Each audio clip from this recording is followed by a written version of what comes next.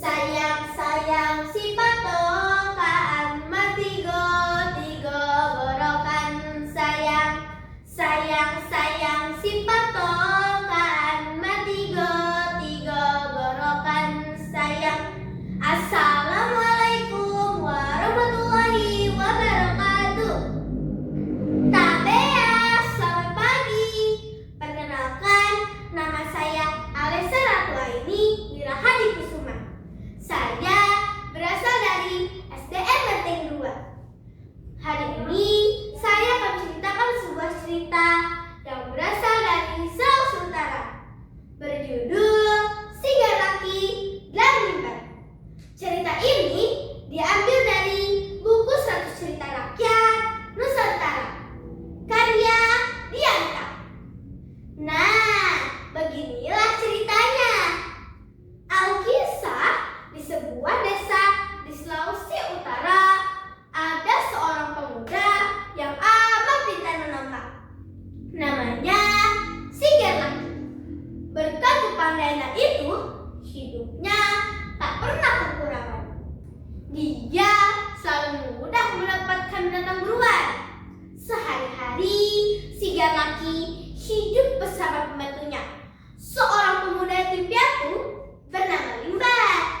Limbat yang selalu melakukan tombak dan keperluan berburunya. Bahkan Limbat juga tak canggung untuk memasak daging hasil buruan dan juga mengurus rumah. Hari ini Si Galaki akan berburu lagi. Limbat sudah siap dengan seperangkat alat berburu. Ini tambang kantongnya, Tuan, ucap Limbat sambil memberikan alat berburu. Aku pergi dulu. Jangan lupa daging pulang sore kemarin kau jual ke pasar. Sisanya masak untuk makan siang kita hari ini. Siap, Tuan, ucap Limbat dengan tegas. Si Galaki pun bergegas meninggalkan rumahnya. Sepeninggal tuannya, Limbat mulai menimbang daging yang akan dibawanya ke pasar.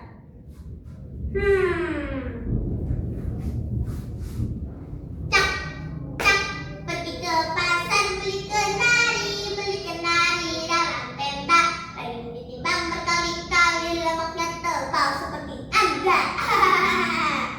1, 2, 10, 20 kaki. Nah, 20 kaki. Kemarin Si Galaki mendapatkan seekor rusa yang gemuk. Nah, semuanya sudah siap. Pergi ke hulu, terpakai sendal, pergi ke hilir yang tertancap duri. Habis menimbang badanku pegal, habis ini mendingku mandi. Bau, andeci, ya bora, bori. Namun dia tak sadar bahwa pintu rumahnya terbuka dengan lebar. Saat Limbat mandi, seorang pencuri masuk ke dalam rumahnya dan mengambil semua daging rusa itu. Wah, baru dapat besar.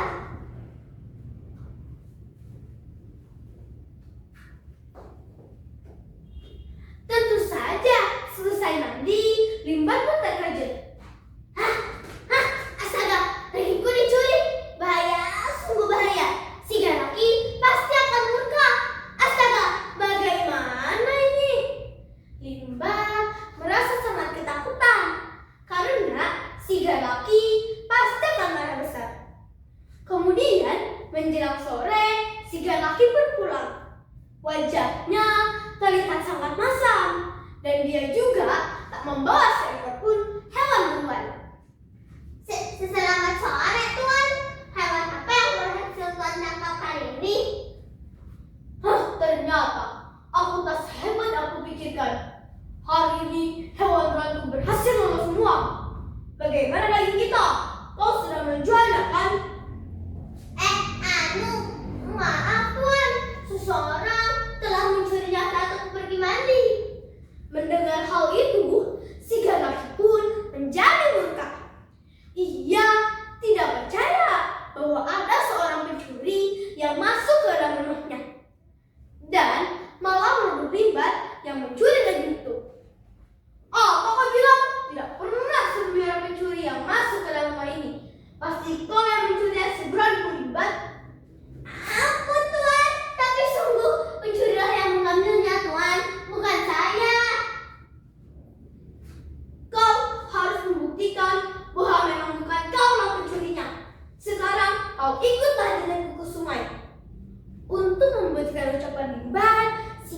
laki membawa Limbat pergi ke sungai.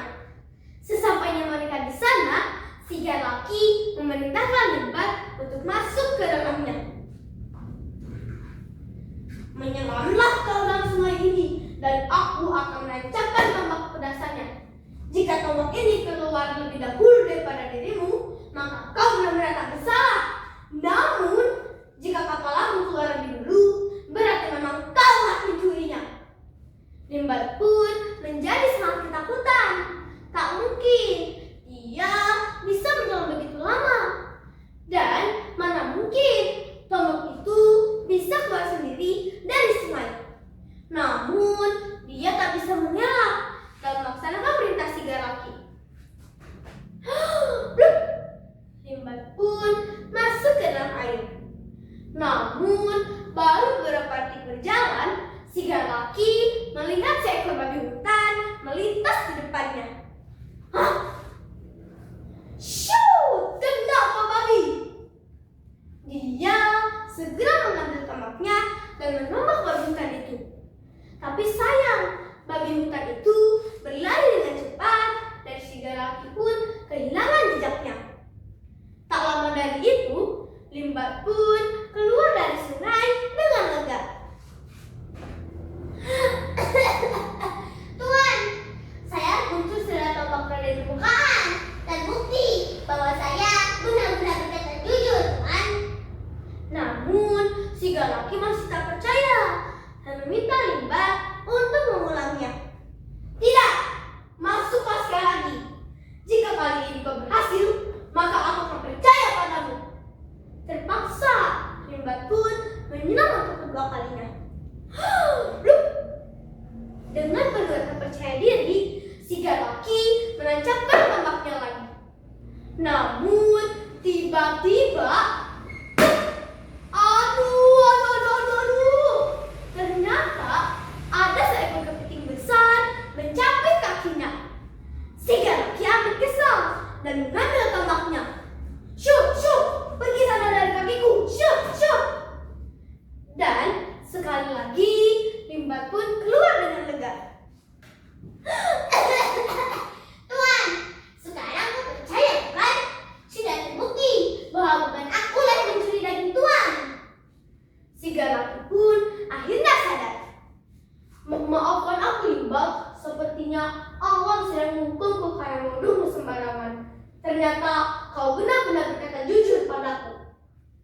Tentu, Tuan. Tapi lain kali kalau ingin menuduh, lihat-lihat dulu. Jangan sampai digigit kepiting lagi. Mereka berdua pun tertawa dengan lepasnya. Dan sejak saat itu, si laki tak pernah menuduhnya lagi sembarangan. Nah, itu dia cerita si laki dan Limbat dari Sulawesi Utara. Bagaimana? Seru bukan? Sekian cerita dari saya. Terima kasih. Wassalamualaikum warahmatullahi wabarakatuh.